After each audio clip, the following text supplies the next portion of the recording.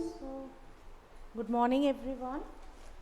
Last class में ये बंद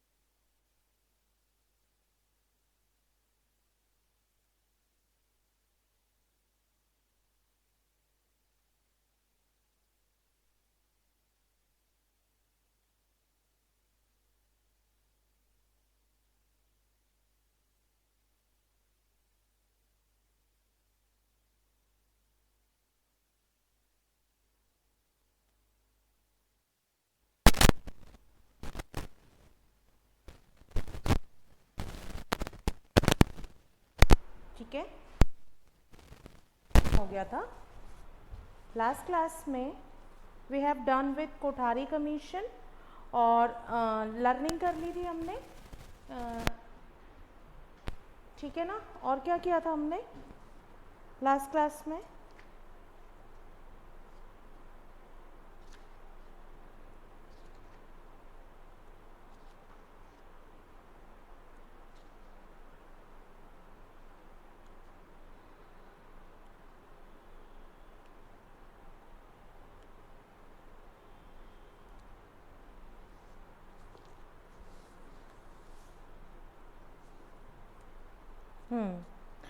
हमने करेक्टरिस्टिक्स ऑफ लर्निंग कर लिया था, हमने वैदिक एंशियंट गुरुकुल के बारे में कर लिया था, ठीक है ना, कि एंशियंट इंडियन वैदिक फिलॉसफी गुरुकुल सिस्टम पढ़ लिया था हमने कि क्या करता है, ठीक है।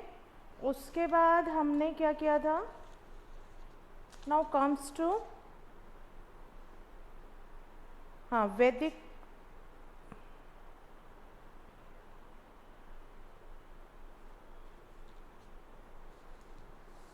वैदिक एजुकेशन के बारे में, राइट। हमने क्या करना है, वैदिक एजुकेशन के बारे में करना है।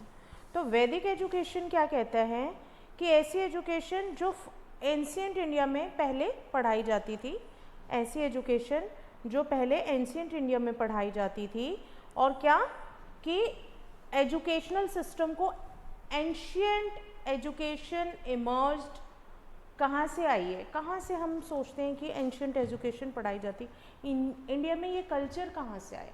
ये कल्चर आया आपका गुरुकुल सिस्टम से, ठीक है। वैदिक एजुकेशन का कल्चर कहाँ से आया?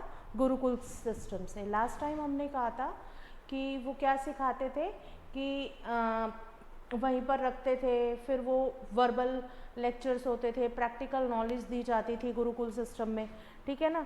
तो अब इसके मेन फीचर्स क्या थे कि जो इसके इमीडिएट एम थे वो क्या बोलते थे एजुकेशन के वैदिक पीरियड के, कि उस समय कि पूरे वर्ल्ड को क्या करना है, लाइनेस करना है, मीन्स टू से दूसरे वर्ड से, ठीक है ना, education for other world liners. Other world कौन सा, किससे मिलाने की बात करते थे, अध्यात्म से, ठीक है ना, कि इस वर्ल्ड में आप रह रहे हो, आपका कनेक्शन दूसरे वर्ल्ड के साथ। दूसरा वर्ल्ड का मतलब ये नहीं है भाई यहाँ पे तो चाहे इंडिया कोई भी कंट्री हो, सारी पूरी अर्थ एक वर्ल्ड है, ठीक है। तो दूसरा वर्ल्ड कहाँ से, अर्थ से बाहर, ठीक है, उसको लाइनेस करने के लिए, ठीक है, करेक्टर फॉर्मेशन के लिए। मानना था कि करेक्टर फॉर्मेशन कैसे होती है, करेक्टर फॉर्मेशन कैसे होती है, करेक्टर फॉर्मेशन हमारी एजुकेशन सिस्टम से होती है, ठीक है, एजुकेशन सिस्टम से। हिंदी वाले बच्चे, राइट,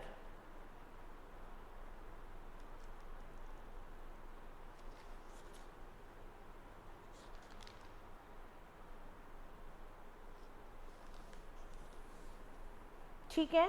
क्या बात करते हैं कि करेक्टर फॉर्मेशन होती है, ऑल अराउंड डेवलपमेंट हो जाता है पर्सनालिटी का।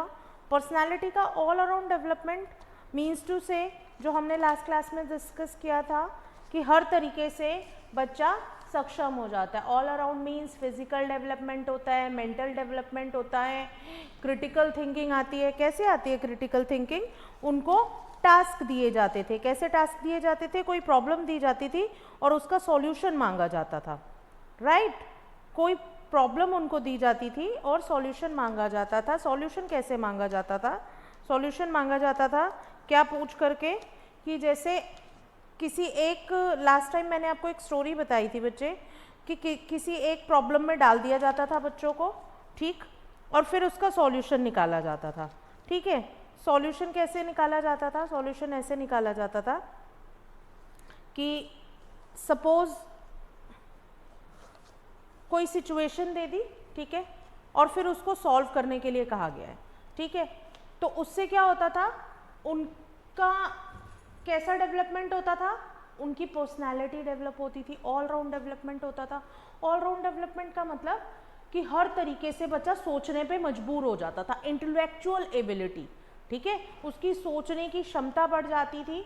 स्पिरिचुअल डेवलपमेंट होता था। ऑब्वियस सी बात है, जब किसी दूसरे संसार में मिलाने के लिए बच्चे को शिक्षा दी जा रही है, तो यानी कि वो वेदों का ज्ञान कराया जा रहा है,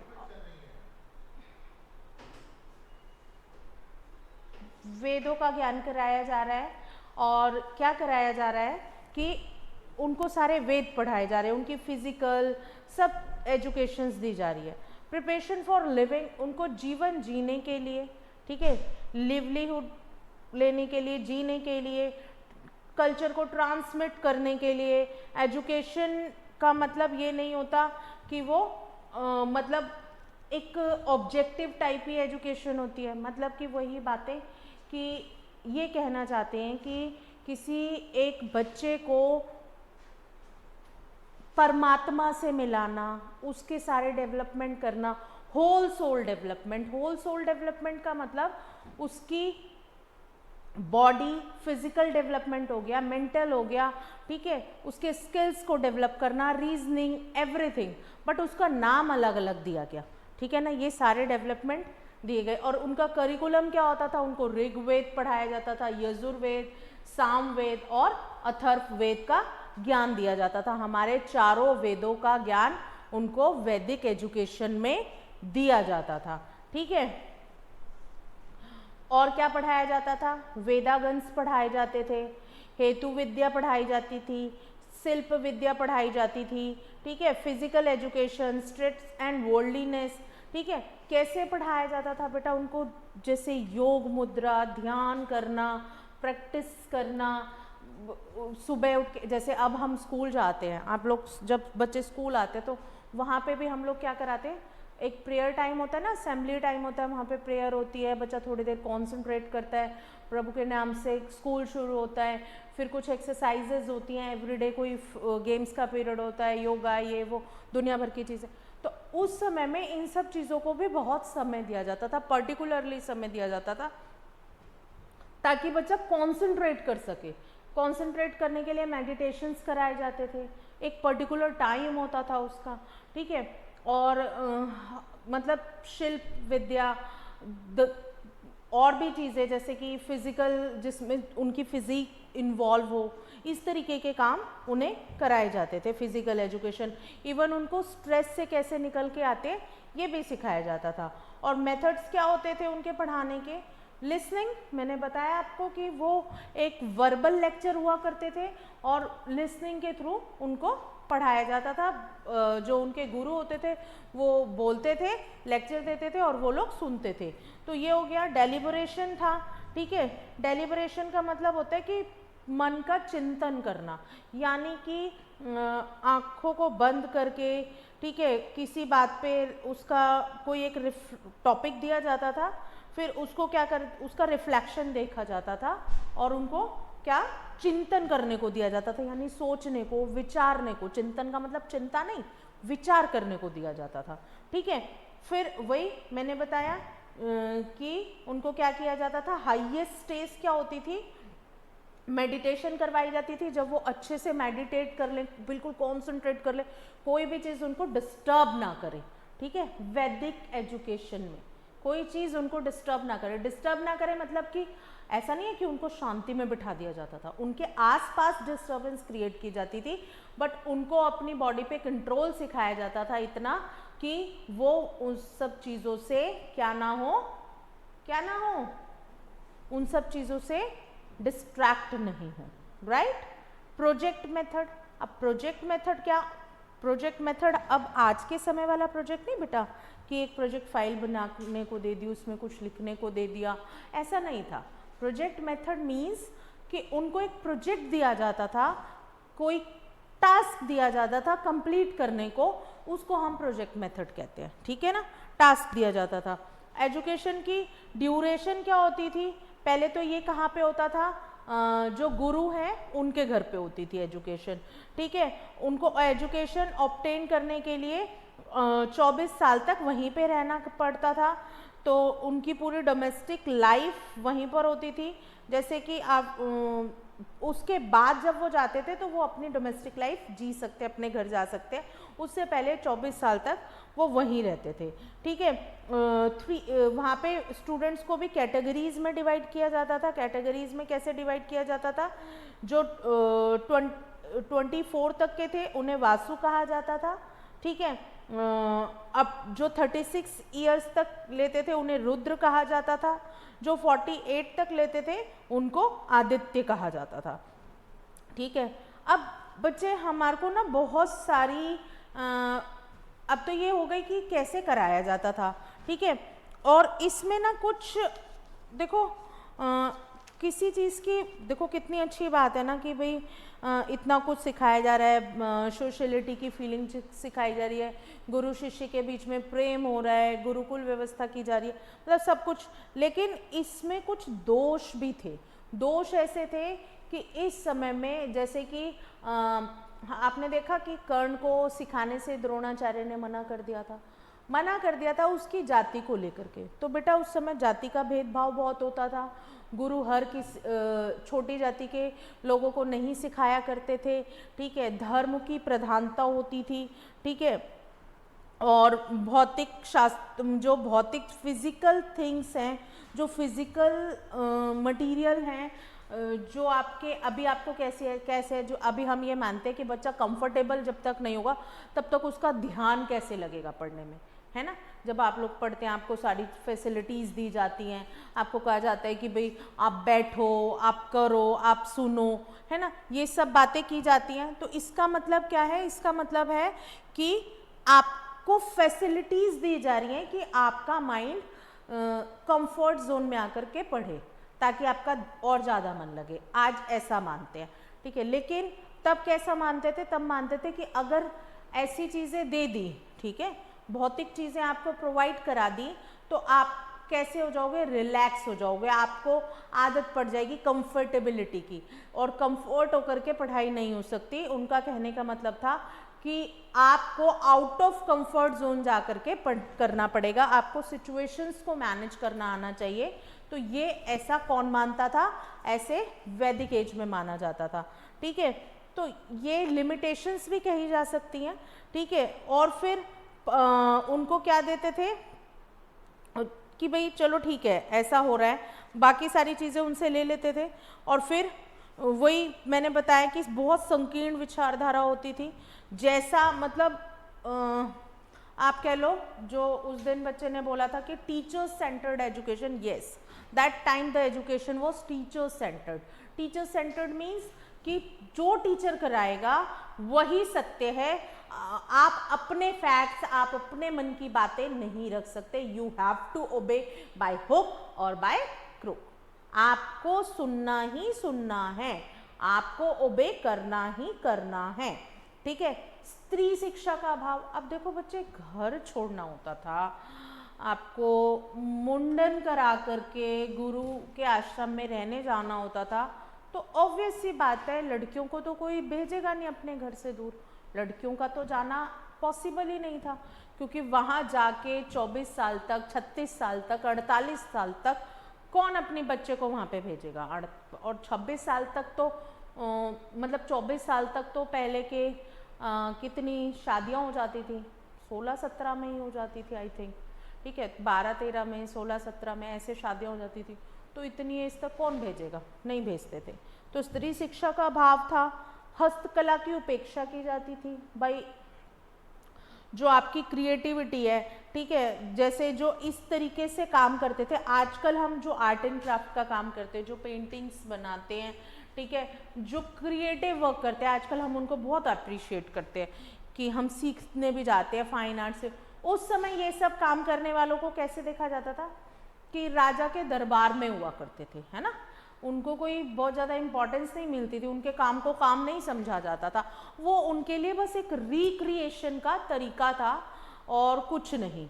वो समझते थे कि इन लोगों को हम सिर्फ अपने आप को रिक्रिएट करने के लिए, खुश रखने के लिए, अपना समय टाइम पास करने के लिए हम इनको अपने दरबार में रखेंगे। उनके काम की कोई बहुत बड़ी वो नहीं थी। ठीक है, वो मूर्तियाँ बनती थी, सिंहासन बनते थे, घर बनाए जाते थे, उसमें सुंदर सुंदर नक्काशियाँ की जाती थी, बट इसकी कोई भी वैल्यू नहीं थी। इसकी कोई भी वैल्यू नहीं थी। क्यों नहीं थी कोई भी वैल्यू? क्योंकि उनको पसंद, मतलब उस समय उसको इतनी इम्पोर्टेंस नहीं दी जाती थी, वो चीज़ें पसंद से नहीं की जाती थी। ठीक है, तो ये सब प्रॉब्लम्स आई बच्चे। ठीक है, फिर अब अगर उस समय गुरु को लेकिन बहुत महत्व दिया जाता था, क्योंकि कौन सा सिस्टम था? टीचर सेंटर सिस्टम था। और रोल टीचर का क्या होता था? टीचर का रोल होता था कि वो सिर्फ उनको रिलीजियस नॉलेज ना दे, उनको सेकुलर और उनके करेक्टर को क्या कर दे, उनकी पर्सनालिटी को पूरी होल सोल पर्सनालिटी बना दे, और उनके आश्रम में रहते रहते तो वो सब चीज़ों पे वर्क करते थे। आपने कृष्णा देखा हुआ होगा, तो उसमें क्या करते थे, जब वो गुरु संदीपन के आश्रम में गए थे, अलग अलग टास्क दिए जाते थे, इवन लकड़ी बीनने का, फिर योद्धा बनाने के लिए उनको लड़ना, अशोका की स्टोरी देखो। ठीक है, कम खाना, लड़ना, मतलब टफ जगह पे सोना, उनके लिए कोई ऐसा बहुत अच्छा बिस्तर नहीं कि मतलब they can able to face every hardships of the life. मतलब उनका मतलब होता था कि गुरु का रोल उस समय होता था, टीचर का रोल हुआ करता था कि वो ना सिर्फ लड़ने में, मतलब स्किल्स, फाइटिंग, है ना, लड़ना नहीं, मुंह से लड़ाई नहीं करनी, लड़ने में, ठीक है, युद्ध करने में, मीन्स टू से शस्त्र चलाने में वो पीछे ना हो, उनके ऊपर कोई भी एडवर्स कंडीशन आ जाए तो वो उसको फेस कर सके, उनके पास खाने को कम हो तो वो उस सिचुएशन को फेस कर सके। ठीक है, और एक अच्छा व्यक्तित्व भी बनाते थे, व्यक्तित्व का निर्माण करते थे, एक गुड सिटीजन बनाते थे, जिससे उनके अंदर मतलब शेयरिंग हैबिट और कोऑपरेट करना और अथॉरिटेटिव, ये सब वैल्यूज़ वो उसमें डालते थे। ठीक है, उन लोगों में डालते थे, उनके ऊपर ही होता था। ठीक है, गुरुकुल के जो आचार्य होते थे वो अपने स्टूडेंट्स को ना एज अ फादर, ठीक है, बच्चा इतने पहले से चला गया तो उनके वो पिता के समान होते थे। उनकी जो वाइफ होती थी वो माता, गुरु माता होती थी, तो वो उनकी सेवा करते थे। बच्चे वो सारे मिलके उनकी सेवा करते थे और वो उनको क्या करते थे, और फिर वो गुरु दक्षिणा भी लेते थे और वो जो भी मांगते थे वो देना होता था। ठीक है बेटा, जो भी मैं वो पर उस समय के टीचर्स ऐसा कुछ नहीं था कि आपसे मनी की डिमांड करें। वो जो गुरु दक्षिणा होती थी वो भी इस तरीके की होती थी कि जिसमें बच्चे की परीक्षा ही एक तरीके से ली जाती थी कि जब जो अब तक पढ़ाया उसमें वो कितना निपुण है, क्या सीखा है। ठीक है, और फिर high moral values, spiritual values पे बहुत ध्यान दिया जाता था। ठीक है, डिसिप्लिन बहुत होता था, जो वो डिसिप्लिन उसकी किसी के अंदर भी बच्चे डिसिप्लिन है तो देखो हमें स्कूल्स में बच्चों को क्या सिखाया जाता है, डिसिप्लिन सिखाया जाता है। डू यू नो कि डिसिप्लिन क्यों सिखाया जाता है? क्या डिसिप्लिन? डिसिप्लिन का मतलब होता है सीधे बैठो, ऐसा करो, वैसा मत करो, ऐसे बिहेव करो, शाउट नहीं करो, क्लास में पोलाइटली बात करो, आपको किसी से कैसे बात करनी, ये all these things are including in discipline. तो उनको जो ये डिसिप्लिन सिखाया जाता था वो ऑब्वियस सी बात है, डिसिप्लिन आपकी पर्सनालिटी को इन्फ्लुएंस करेगा।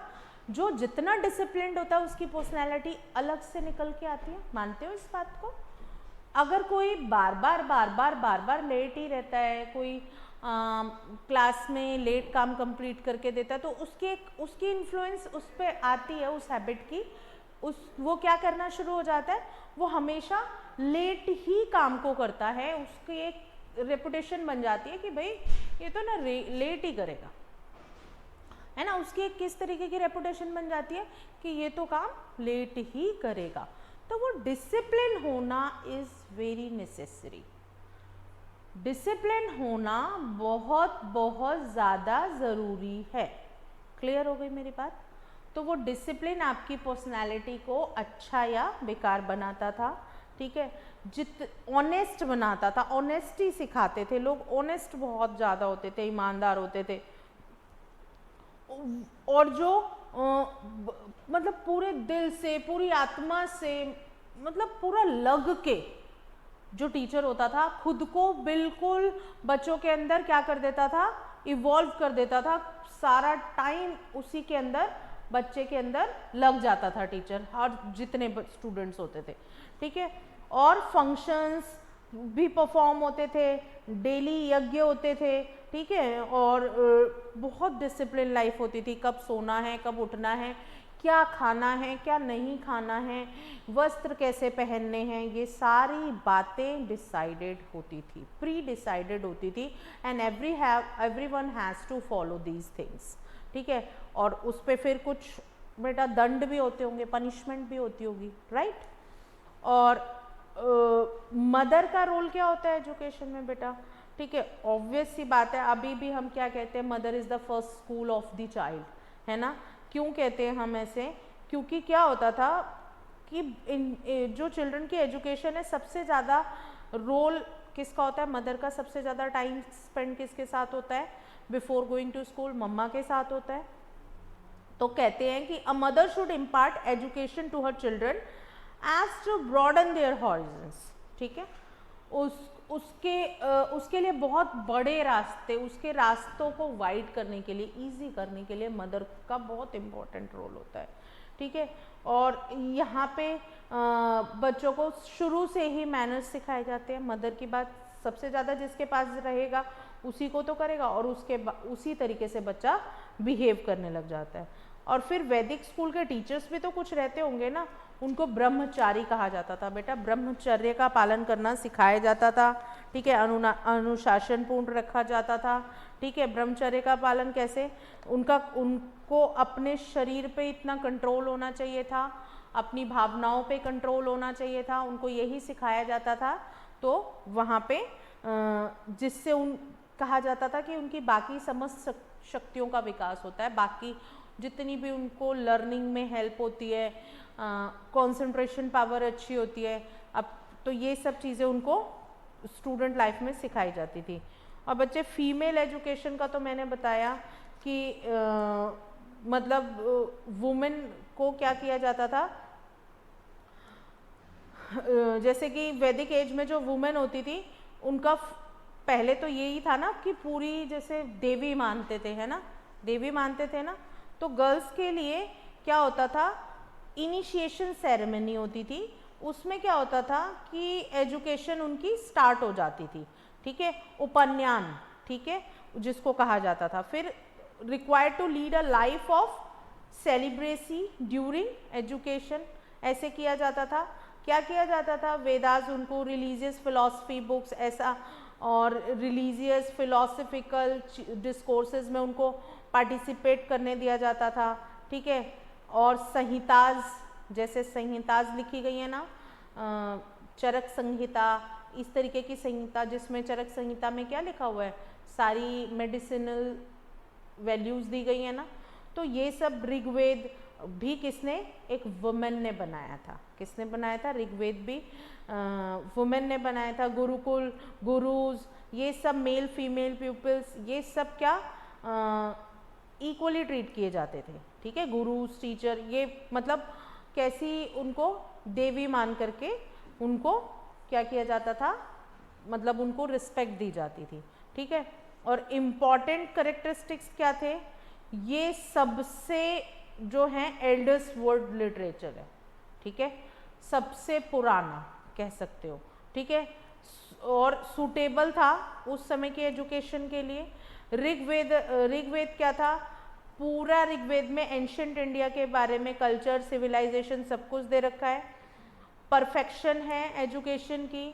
और वैदिक एजुकेशन का सबसे बड़ा एम क्या होता था कि सोल को वर्ल्ड से, बॉन्ड से फ्री करना, मतलब कि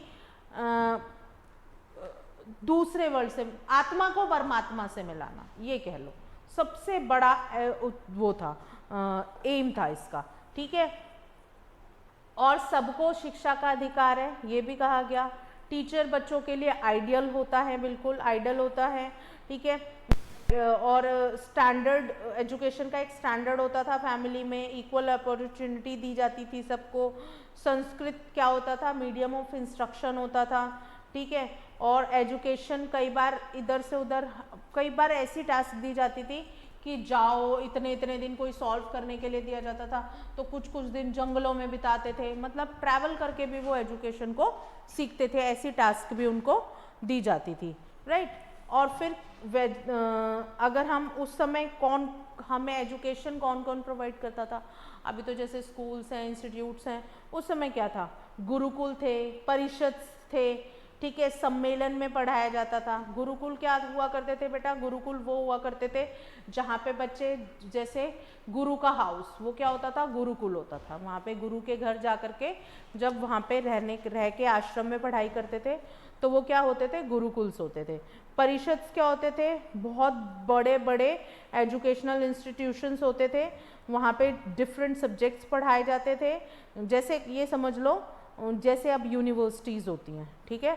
और सम्मेलन क्या हुआ करते थे बेटा, सम्मेलन होते थे, वहाँ पे अपना ना ज्ञान दिखाते थे, वहाँ पे जैसे किंग बुलाते थे, और वहाँ पे वहाँ पे दिखाया जाता था कि भाई क्या सीखा है क्या नहीं सीखा है। किंग बुलाया करते थे, जैसे चाणक्य को बुलाया गया था, ठीक है, और उनका अपमान किया गया था, तो चाणक्य ने क्या करा था, फिर अशोक द ग्रेट सम्राट क्रिएट किया था, और फिर, ठीक है ना। तो ये सब क्या होते थे, सम्मेलन, जहाँ पे अपनी निपुणता, अपनी कुशलता दिखाई जाती थी, अपनी एबिलिटी परफॉर्म की जाती थी कि हाउ एबल दे आर, है ना। तो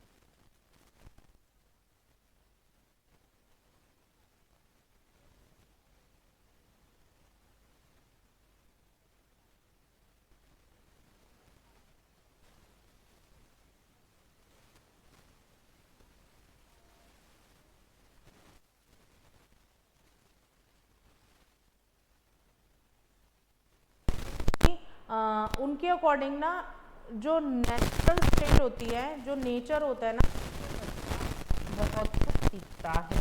ठीक है, एक बहुत रिवोश, अभी तक तो हम कहते थे कि बच्चा माँ से सीख रहा है, फिर हम कह रहे हैं कि ऐसे सीख रहा है, फिर हम उसको गुरुकुल डाल रहे हैं।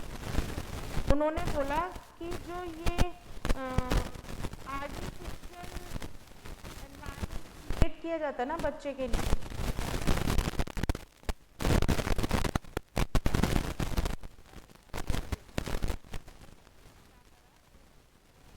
बहुत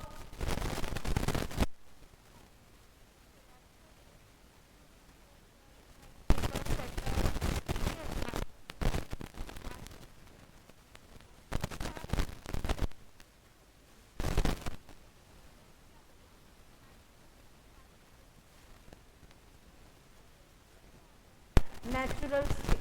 ठीक है, रोशू किसकी बात करते हैं? नेचुरलिज्म की बात करते हैं। जो नेचुरल स्टेट की बात करता है, नेचुरल स्टेट का क्या मतलब होता है कि प्रकृतिवाद। ठीक है, कि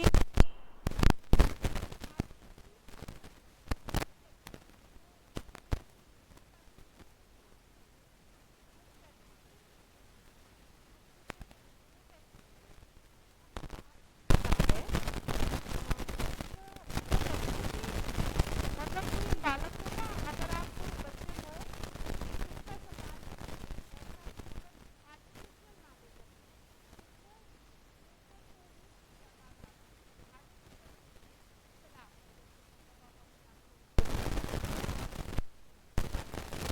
ठीक है ना। तो उन्होंने कहा कि प्रकृति की ओर बढ़ो। ठीक है, उन्होंने क्या बोला कि भाई वहाँ पर आओ, प्रकृति की तरफ आओ, वहाँ पे आपको प्रकृति का अनुसरण करो और अपनी योग्यता, मतलब खुद ही सब कुछ सीख जाते हैं। उनका बस वो ये कहना चाहते थे कि सिर्फ जैसे हम बच्चों को निर्देश सिखा रहे थे, निर्देश देना ही ऐसा नहीं है कि निर्देश देने से बच्चों की योग्यताएं बहुत ज़्यादा अच्छे हो जाएंगे, हम उनको बहुत कुछ सिखा देंगे, वो ऐसा नहीं है। वो मानते थे कि मतलब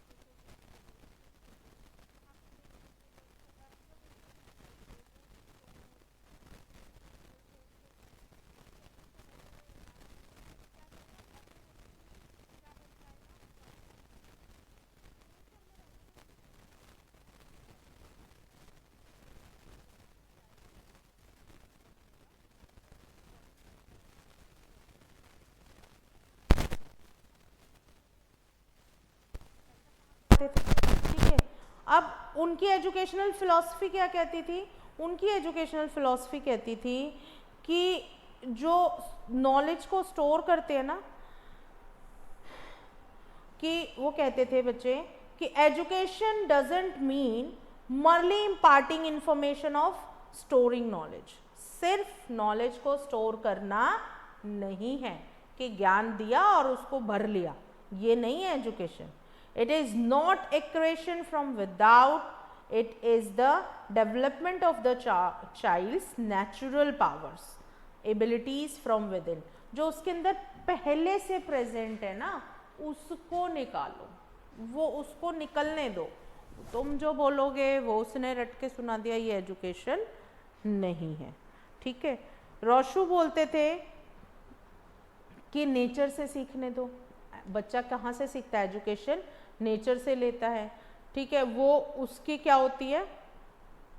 वो उसकी मतलब एंडाउमेंट फैकल्टी है, ठीक है। वो नेचर जो है उसकी फैकल्टी है, उस जो चाइल्ड का नेचुरल टेंडेंसीज होती हैं, ठीक है, इंटरेक्ट जो उसके इंटरेस्ट होते हैं, वो उसको ही टॉप प्रायोरिटी देगा और उसको अपने आप सीख जाएगा। एजुकेशन फ्रॉम मैन, उसमें वो क्या कहता था कि वो उसके सोशल कॉन्टैक्ट, वेरियस ग्रुप्स, जब उनसे इंटरेक्ट करेगा, ठीक है, वो सीखता रहेगा। लेकिन इनिशियल स्टेज में तो ये नहीं होना चाहिए, ठीक है।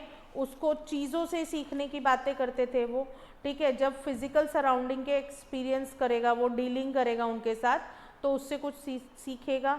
वो कहते थे कि जो डेवलपमेंट का प्रोसेस है ना, वो बड़ा इंजॉयबल होता है, रेशनल होता है, बड़े हारमोनियसली बैलेंस करके बच्चा सीख लेता है नेचुरल लाइफ से, ठीक है। तो ये सारी चीज़ें थी। लेकिन एक बात बताओ, अगर बच्चा सब कुछ ऐसे ही सीख रहा है तो बच्चे कुछ तो प्रॉब्लम्स आएंगी। अब ज़रूरी थोड़ी ना सारा कुछ पॉजिटिव सीखेगा।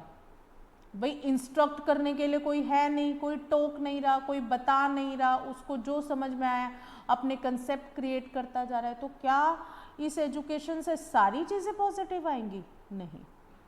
क्या होगा, एक टाइम के बाद हम उस एजुकेशन को पॉजिटिव नेगेटिव करने लग जाएंगे। तो जो नेगेटिव टाइप ऑफ एजुकेशन होती है उसमें क्या होता है कि जो वो क्या होता है, वो कहते थे कि बच्चे को पढ़ाना कैसे है, कि फर्स्ट एजुकेशन बच्चे को नेगेटिव दी जानी चाहिए। अब देखो क्या बताना चाहते हैं, जैसे कि 5 to 12 एज का जो चाइल्ड होता है वो नेगेटिव एजुकेशन उनको दी जानी चाहिए। अब वो कैसी कि आई कॉल नेगेटिव एजुकेशन, वो कहते थे, उनकी बात क्या थी, ओपिनियन क्या था negative education, I call negative education that which tends to the perfect the organs that are the instrument of the knowledge and before giving this knowledge directly, and that endeavors to prepare the way for reason by proper exercise for the sense। क्या मतलब है negative education? कि भाई जो आपके instrument है, हम instrument को तो नहीं सीख सकते। इंस्ट्रूमेंट मीन्स कि हमें कुछ ना कुछ चाहिए होगा, तो उनका तो हमारी सेंसेस हैं, जो हमारे ऑर्गन्स हैं, ये सबसे बड़ा इंस्ट्रूमेंट है हमारे सीखने के लिए। पहले इनको स्ट्रॉन्ग करो। इनको स्ट्रॉन्ग करने का मतलब क्या है? कैसे स्ट्रॉन्ग करो? फिजिकल एक्सरसाइज करो, अपनी बॉडी को कैपेबल बनाओ। कहते हैं ना, अ हेल्दी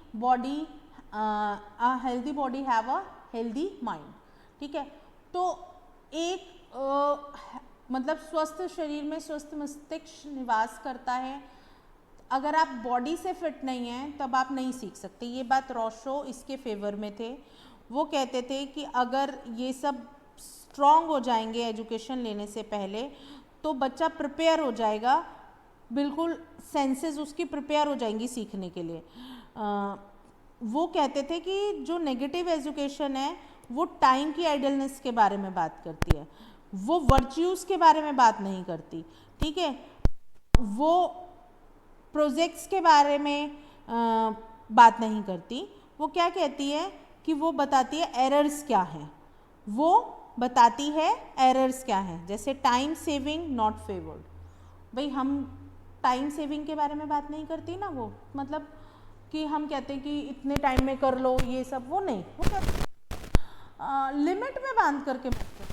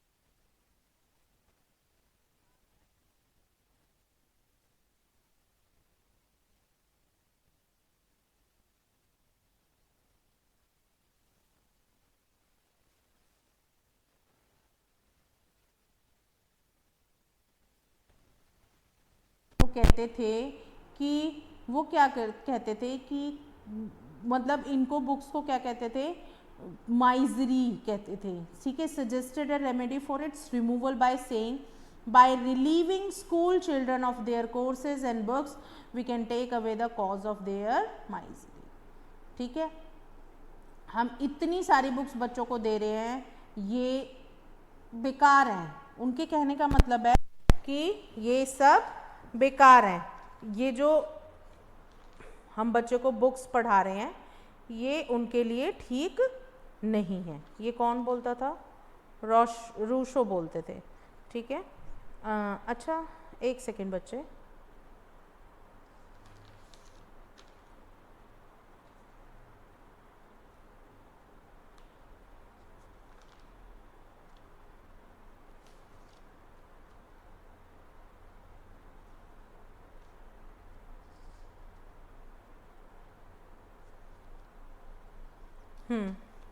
अच्छा वो क्या कहते थे, वो कहते थे हैबिट फॉर्मेशन भी कोई बहुत, मतलब अभी हम बोलते हैं हैबिट फॉर्मेशन हो जाती है, ये हो जाता है, वो कहते थे कोई हैबिट इसको भी फेवर नहीं करते थे। वो कहते थे कि एक हैबिट जो बच्चे की है कि मतलब कि the only habit which the child should be allowed to form is to contract no habit at all. कोई एक हैबिट पर्टिकुलर नहीं होनी चाहिए बच्चे की। वो नहीं चाहते थे कि चिल्ड्रन अपनी आदतों के गुलाम बने, वो नहीं चाहते थे कि उनको कोई रिस्ट्रिक्टेड एक्टिविटीज़ कराई जाए। वो चाहते थे कि वो एक्टिविटीज़ मतलब एक्टिविटीज़ कौन सी जो रिस्ट्रिक्टेड है उससे फ्री रहे। If any habits are to be formed let the children for natural habits. अगर कोई भी हैबिट होनी चाहिए तो उसकी क्या होनी चाहिए? नेचुरल होनी चाहिए, ठीक है। डायरेक्ट मोरल एजुकेशन का फेवर करते थे। डायरेक्ट मोरल एजुकेशन का मतलब है कि that no moral training should be imparted to the child, let him get moral training through natural consequences. अपने आप सीखने दो, वही मोरल वैल्यूज अपने आप सीखने दो उसको, मतलब तुम मत सिखाओ, तुम मत बोलो। सोशल एजुकेशन को भी वो फेवर नहीं करते थे कि सोसाइटी करप्ट है, ठीक है, वो उसको डीजेनरेट कर देगी, ठीक है, इन लोगों से इसको बचाना चाहिए, ठीक है। फॉर्मल डिसिप्लिन के भी फेवर में नहीं थे। वो कहते थे अकॉर्डिंग टू नेचुरल कॉन्सिक्वेंस आएगा, मतलब सब कुछ नेचर से सीख रहा है बच्चा। अगर बच्चा पेड़ पे चढ़ रहा है तो उसको गिरने दो, ठीक है, फिर चढ़ने दो, गिरने दो, तुम ये मत बताओ कैसे चढ़ना है, चढ़ने दो, गिरने दो। मैंने बोला ना ट्रायल एंड एरर, खुद ट्राई करे, खुद गलतियाँ पकड़े, खुद सीखे, खुद के कंसेप्ट बनाए, ठीक है। और ओल्ड कस्टमरी प्रोसीजर फेवर्ड करते थे वो, कैसे कि द कंडीशंस जो होती थी कंट्री की, ठीक है, that is why he remarked, देख करके उन्होंने क्या बोला, man was once happy now he is miserable, undo what has been done and he will be happy again, ठीक है। एक समय में मैन बहुत खुश हुआ करता था, अब वो खुश नहीं है। अब वो क्या नहीं है? खुश नहीं है।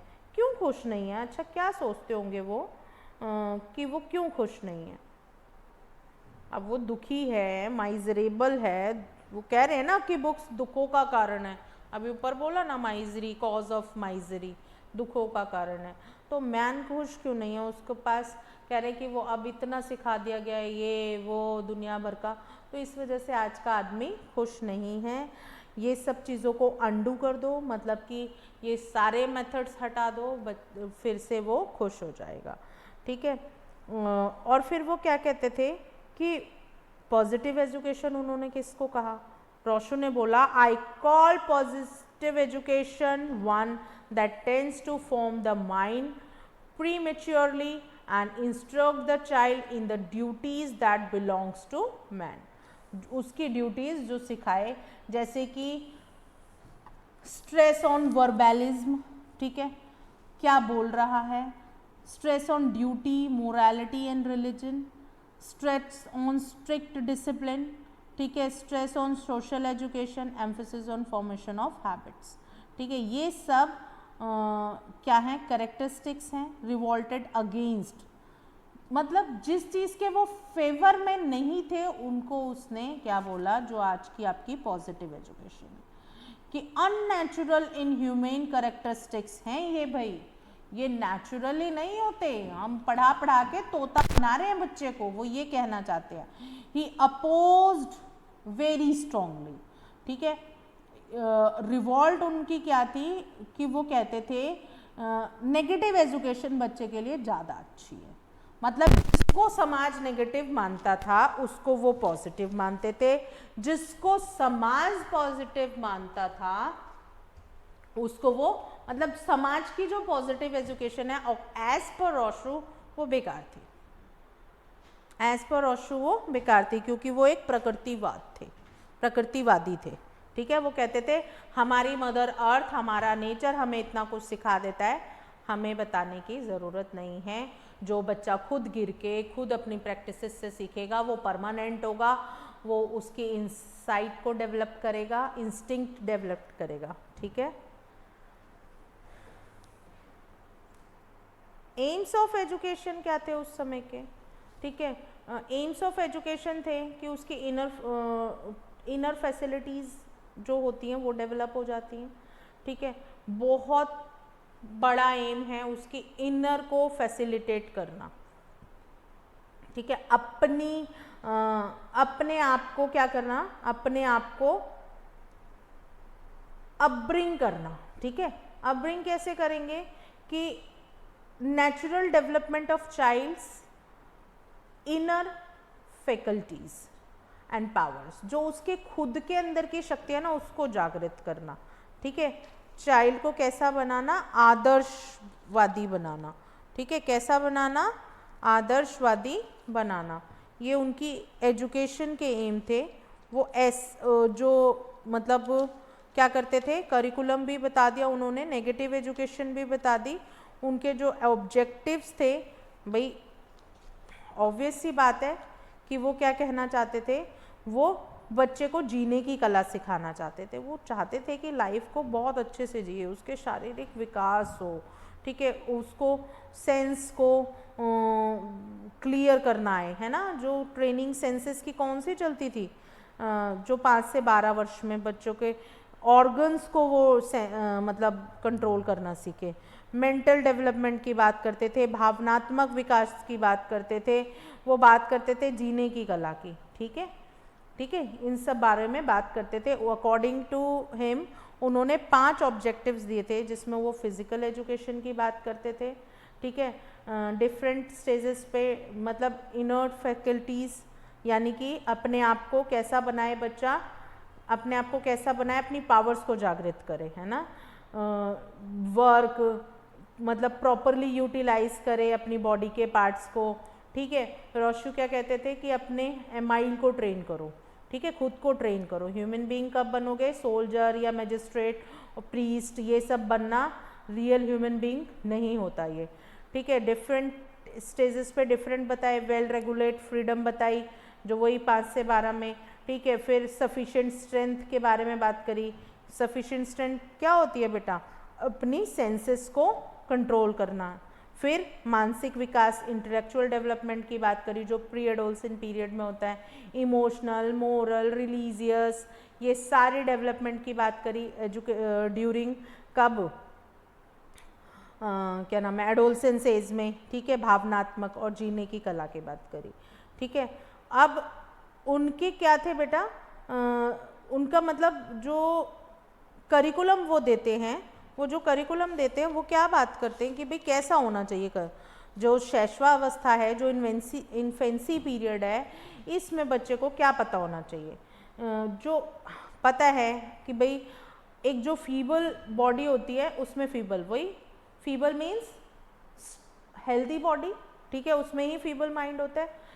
जितनी भी वीकनेस होती है वो मतलब all weakness comes from weakness, weakness से आती है। जितनी भी हमें प्रॉब्लम्स होती है, अगर हम वही है, अगर आप स्वस्थ नहीं हो तो पढ़ोगे कैसे, ठीक है। कांस्टेंट एक्सरसाइज देनी है इस समय में बच्चों को हेल्दी रखने के लिए, इन्फेंसी टाइम में।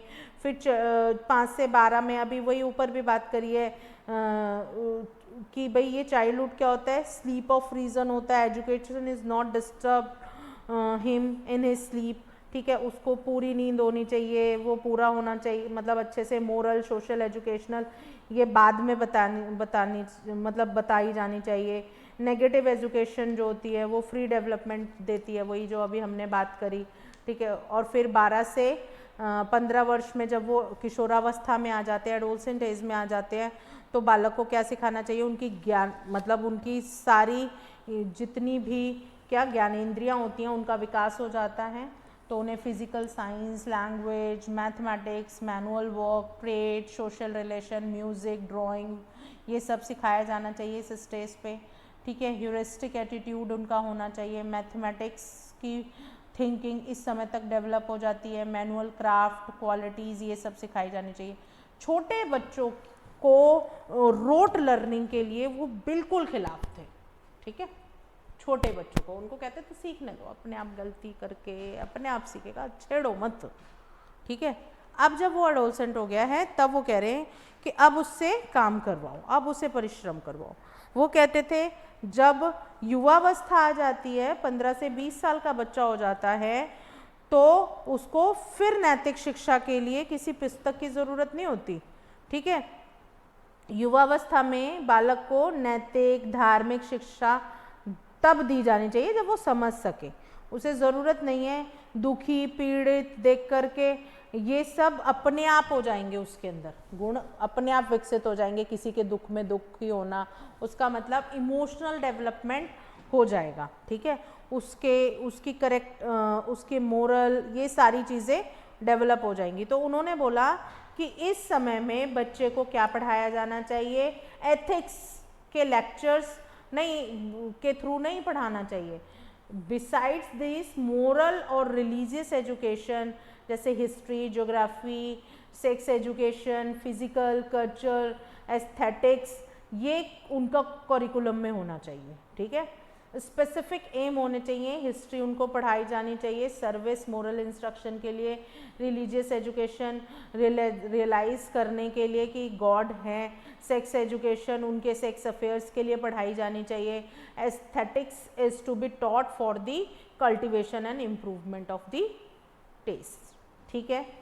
रोशू के जो मेथड अब आपने देख लिया, सबसे पहला मेथड तो वो यही है, मैंने ट्रायल एंड एरर बोला, यानी लर्निंग बाय डूइंग, करके सीखो, ठीक है। डायरेक्ट एक्सपीरियंसेस से सीखो, नेचर में जा कर के। ह्यूरिस्टिक मेथड्स कब ले करके आओ कि डिस्कवर करने दो उनकी पोजीशन को, उनको अपॉर्चुनिटीज़ दो एक्सपेरिमेंट करने के लिए, ठीक है।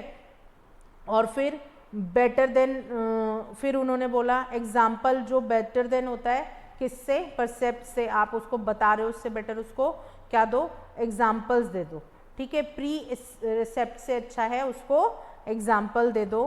कैसे कि ये नहीं कि भाई ऐसे ही सीख लेगा बच्चा, आप उसको बस लेक्चर दिए जा रहे हो, बोले जा रहे हो, उसको उस सिचुएशन में डाल दो, ठीक है। सोशल पार्टिसिपेशन करवाओ, उसका डिसिप्लिन का कॉन्सेप्ट खुद फॉर्म होने दो, ठीक है। लेकिन इसमें कुछ लिमिटेशंस भी होंगी, ऑब्वियस सी बात है, वो ऐसा कह रहे हैं तो, लेकिन उसमें कुछ होगा ना एक तो एंटी सोशल एटीट्यूड कर दिया, बच्चे को अकेला छोड़ दो, किसी के साथ मत जाने दो, ये मत करो, वो मत करो, वो सारी बातें आ गई बेटा कि वो क्या बातें कर रही है कि मतलब वो उनको ना विश्वास ही नहीं था, वो कह रहे हैं ना सोसाइटी से अलग कर दो, सोसाइटी खराब है, तो उनको विश्वास ही नहीं था कि सोसाइटी से बच्चा कुछ अच्छा सीख सकता है।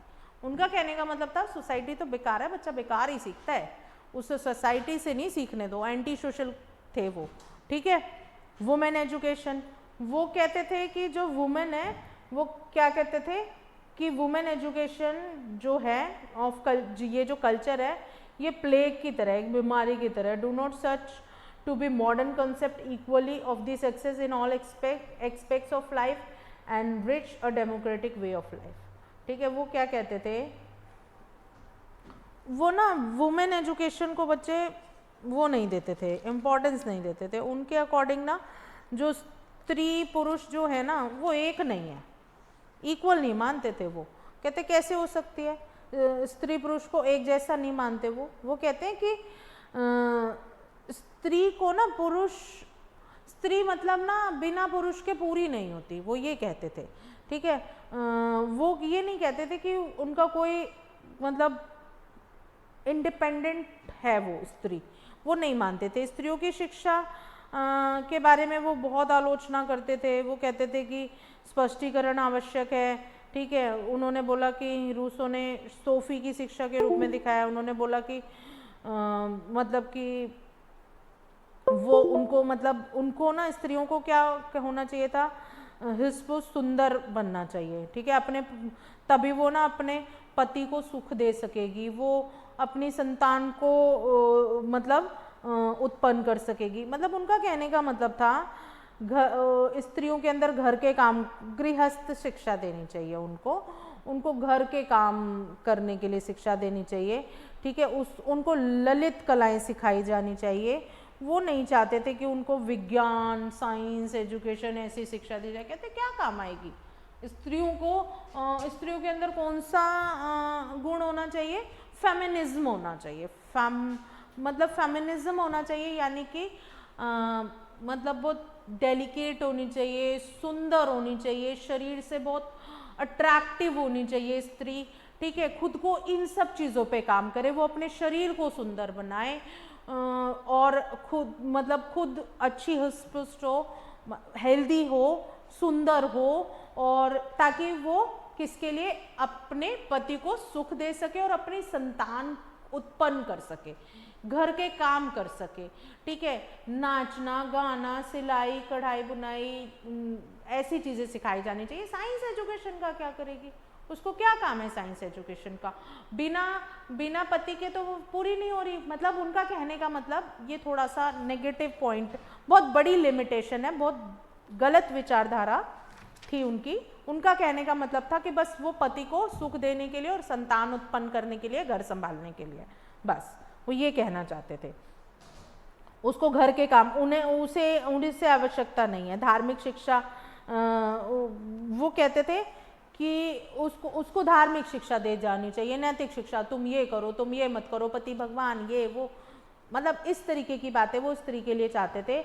बस वो ये चाहते थे कि भाई स्त्री की जो शिक्षा हो वो या तो एक पत्नी के रूप में हो, कि उसने एक पत्नी धर्म निभाना है, पत्नी बनना है, बाय हुक और बाय क्रुक, उसे वो सारी बातें माननी है, उसे एक माता बनना है, बस। वो कोई टीचर नहीं है, वो कोई पार्टिसिपेशन नहीं कर रही, वो कुछ मतलब समाज में नहीं इंक्लूड होगी, उसका पति, उसके बच्चे और पूजा पाठ, बस यही सब चीज़ें हैं उसके लिए, और कुछ नहीं है।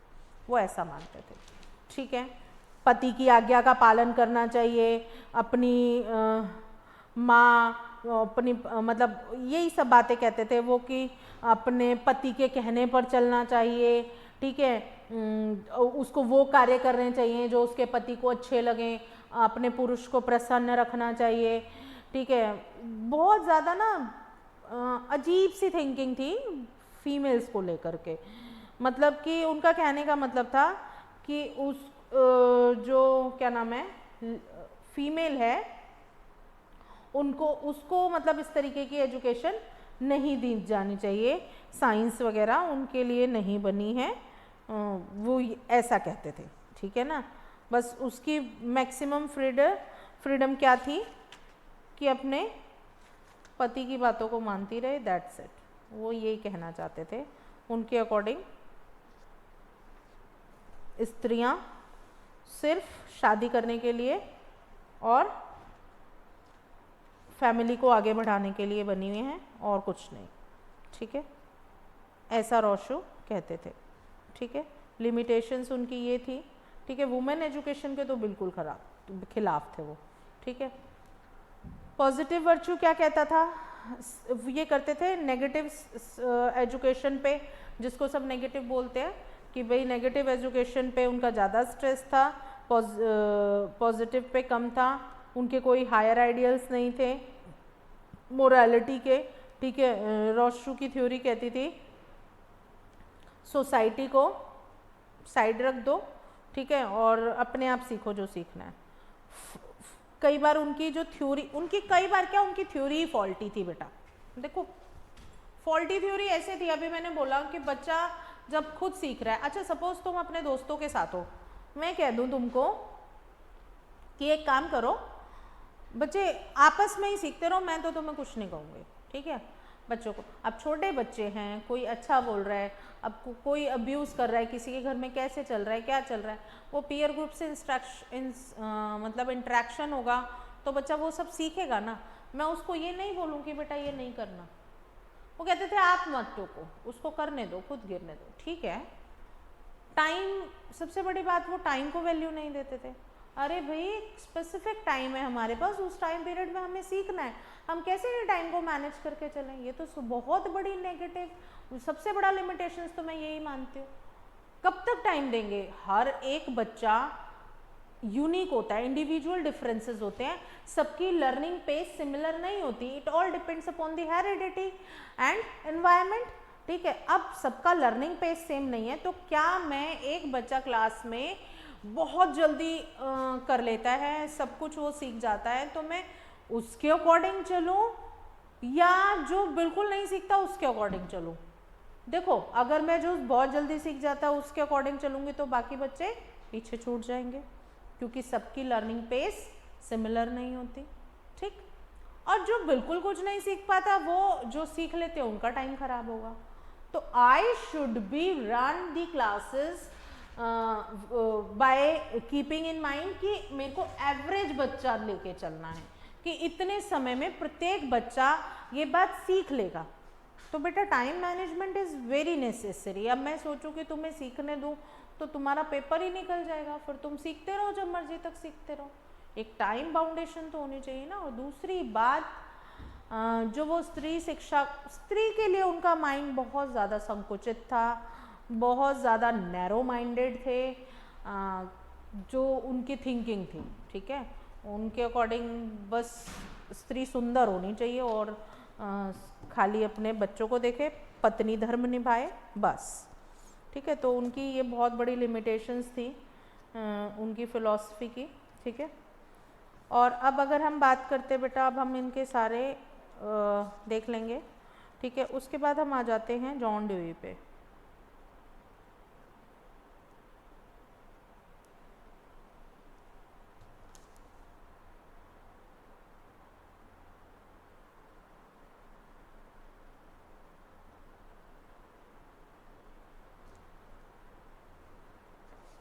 ठीक है, अब जॉन ड्यूई की बात करते हैं। तो रोशो कुछ हद तक ठीक थे बेटा, बस कुछ हद तक।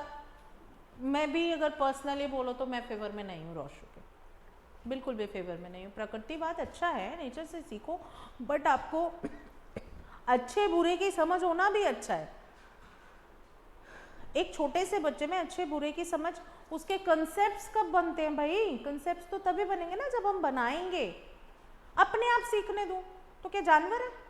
अब जानवर के कितने कंसेप्ट बन गए होते हैं भाई, आप खुद सोचो। उसको हम नेचर में छोड़े रखते हैं, जो स्ट्रीट डॉग्स होते हैं उनके कितने कंसेप्ट्स बने होते हैं, सिर्फ खाने के, पेट भरने के, पेट भरने के, रहने के। बहुत ज़्यादा मोरल वैल्यूज़, उनके अंदर कोई मोरल वैल्यूज़ होती है? उनको पता होता है मुझे इसे काटना है, मुझे नहीं काटना, अटैक करना है, उनको हर किसी को अटैक करना है। वो समझ पाते हैं। तो बच्चे ठीक है, हम उसे करके सिखाएंगे, हम उसे प्रकृति से सिखाएंगे, पर हम उसे गलतियां करने भी देंगे, पर उस गलतियों को भी ऑब्जर्वेशन में रखना चाहिए, उन गलतियों को भी ऑब्जर्वेशन में रखना चाहिए, उनको समझाना चाहिए कि यहाँ गलती है, पर वो लेक्चर के माध्यम से नहीं समझेगा, उसको प्रैक्टिकली कुछ ऐसी सिचुएशंस में डाल देना चाहिए so that they can feel this is wrong. अगर मैं उसे अपने आप के लिए छोड़ दूंगी तो बेकार है, फिर नहीं कर पाएंगे, ऐसा नहीं है। ठीक है, मैं वो बात ठीक है, अगर मैं उसे थंब प्रिंटिंग सिखा रही हूँ, ठीक है, मैंने ऐसे कर दिया, ठीक, रुको, मैं उसे क्या सिखा रही हूँ, ठीक है, ये लो जी, ठीक ठीक, ये तो अभी इससे आएगा नहीं, इस पे फिंगरप्रिंट नहीं आएगा।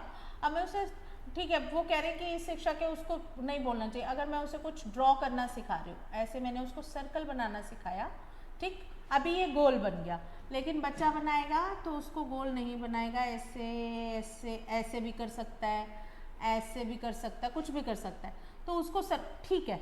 लेकिन अगर मैं उसको बार बार बोलूँ, अच्छा चलो बेटा इस पे करो, इसको बना के करो, ठीक है, अब बच्चा उसको मिला रहा है, ठीक, बन गया सर्कल। ये इतने बॉक्सेस हैं, इस बॉक्स का इतना हाफ लिया, इसका इतना हाफ लिया, इसका इतना हाफ हाफ करके, शायद मैंने उसे किसी शीट पे सिखा दिया, या मैंने उसे स्क्वायर बनाना सिखा दिया, ठीक है। ये तो मैं नॉर्मल सी बात ले रही हूँ, टास्क भी हम उसे ऐसे ही सिखा सकते हैं, हर बातों को हमें उसे लिमिट करना पड़ेगा, ठीक। तो ये रोशू का कर तो लेना, लेकिन बेटा मतलब बहुत ज़्यादा इनको नहीं मिला था कि भाई बहुत अच्छा। अब जॉन डीवी जो थे बेटा, जॉन डीवी किसके के लिए, मतलब इनको कहते हैं फादर ऑफ एक्सपीरियंशियल एजुकेशन, ठीक है, फादर ऑफ, फादर क्यों कहो, मॉडर्न फादर कहो, ठीक है, modern father of experiential education. बेटा एक्सपीरियंशियल लर्निंग क्या होती है, यही एक्सपीरियंशियल लर्निंग है, लर्निंग बाय डूइंग। जो मैंने आपको बात कही ना कि उसकी गलतियों पे भी ध्यान रखना है, वही होती है लर्निंग बाय डूइंग। एक एक्सपीरियंशियल लर्निंग प्रोजेक्ट्स आजकल स्कूल में चलते हैं। स्कूल में क्या बेटा आपको प्रोजेक्ट दिए जाते हैं, आपको टास्क दी जाती है, वहीं पे साइड बाय साइड आपको ये भी सिखाया जाता है कि आप क्या अच्छा कर रहे हो, क्या गलत कर रहे हो। मैंने एक टास्क दिया कि बच्चों सर्फ करके लाना श्रीलंका का कल्चर कैसा है, या श्रीलंका के कल्चरल हेरिटेज के बारे में मैंने आपसे बात कर ली। अब मैं श्रीलंका के कल्चरल हेरिटेज के बारे में बात कर रही हूँ बच्चे, जब तो मैं क्या बता रही हूँ आपको कि वहाँ का कल्चर कैसा है, यानी कि टाइप ऑफ आर्किटेक्चर, वहाँ पे क्या एंशिएंट हिस्ट्री रही थी उनकी, उन्होंने क्या सीखा था, किस तरीके के आर्किटेक्चरल स्टाइल थे उनके, वहाँ पे क्या कल्चर फॉलो हुआ करता था, यही उनकी कल्चरल हेरिटेज है। बिल्डिंग्स ही सिर्फ कल्चरल हेरिटेज में नहीं आती, उनका पहनावा, उनकी मान्यताएं, वो सब चीज़ें कल्चरल हेरिटेज है, ठीक है। कहीं का कल्चर उसकी कल्चरल हेरिटेज में आता है, ठीक। तो अब बच्चे ने ढूंढा, ठीक है, अब बच्चा उसके कल्चर को किसी और कंट्री के कल्चर से मिक्स कर देगा, तो हम क्या कहेंगे, तो हम मानेंगे कि भाई यहाँ पर कुछ प्रॉब्लम है। मैंने बच्चे को टोक दिया कि नहीं बेटा ये तो आपने गलत सर्व किया है, कहाँ है इन्फॉर्मेशन, इसको ऐसे करो।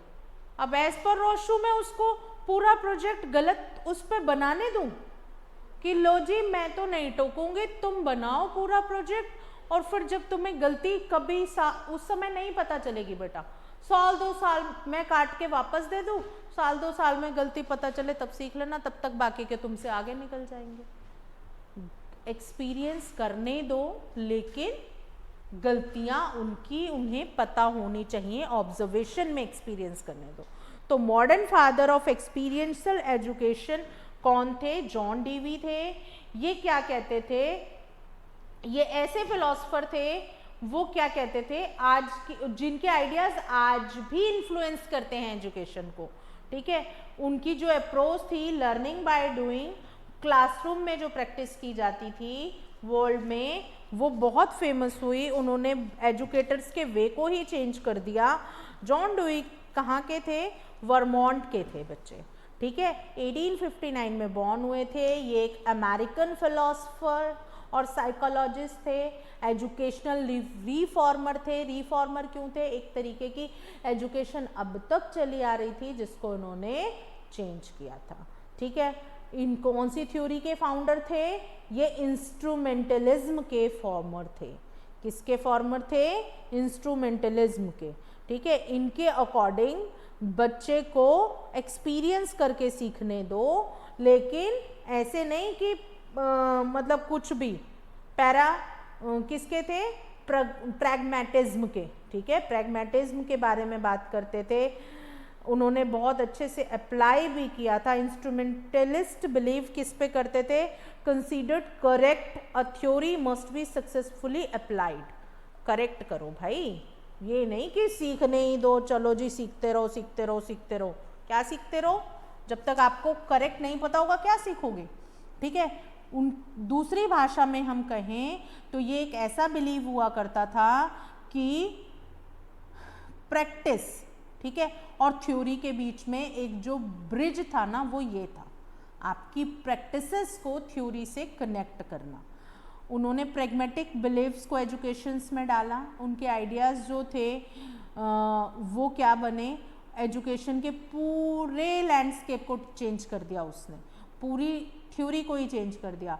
उन्होंने क्या बोला? द मॉडर्न फादर, वो क्या बन गए अपनी सोच से? मॉडर्न फादर ऑफ क्या? एजुकेशन, ठीक है, एक्सपीरियंशियल लर्निंग के, ठीक है।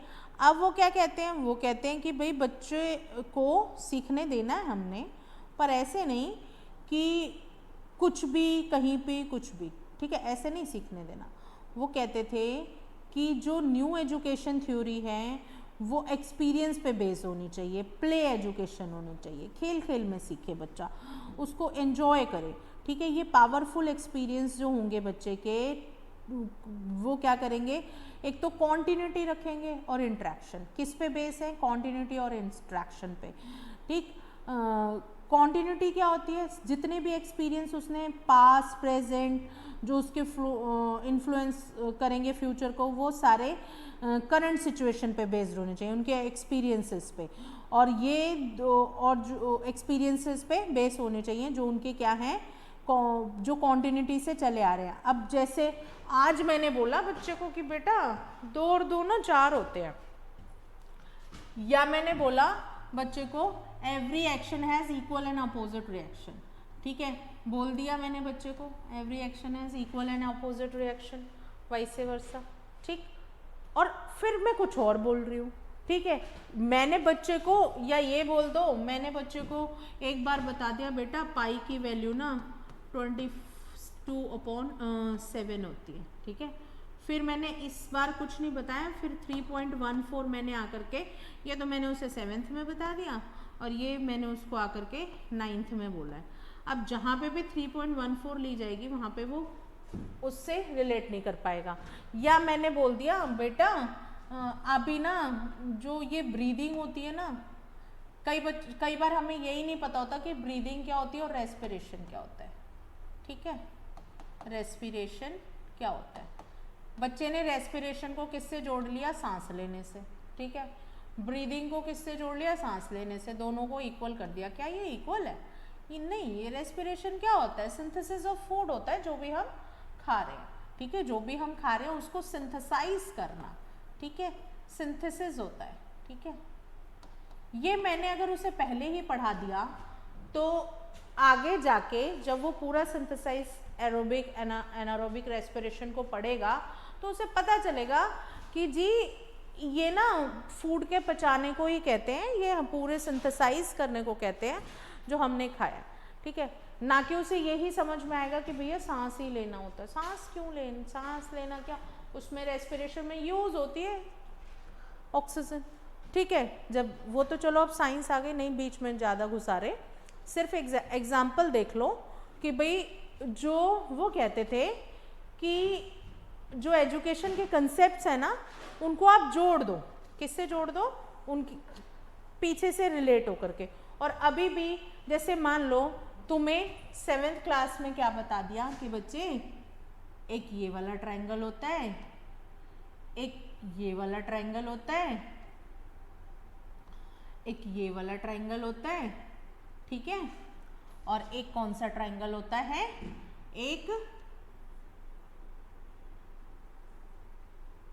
सॉरी ये छोड़ दो, एक ये वाला ट्रायंगल होता है, नहीं बना, अभी भी नहीं बना,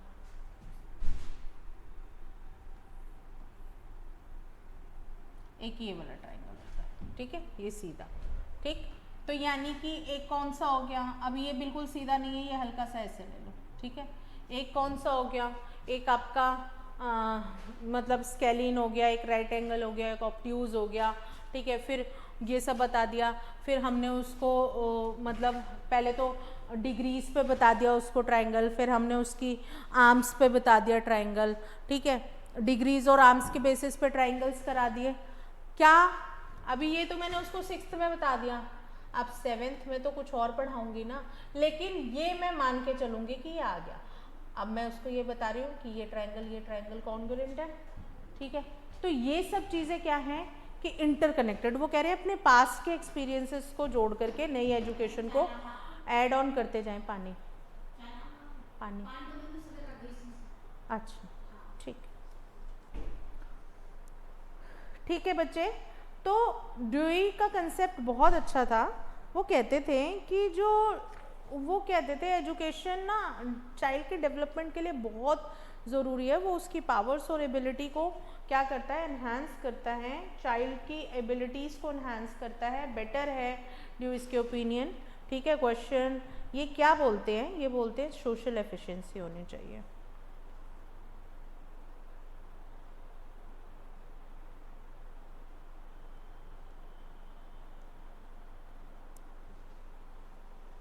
कैसे होनी चाहिए सोशल एफिशिएंसी, कि भाई one of the aim of education है ये सोशल एफिशिएंसी।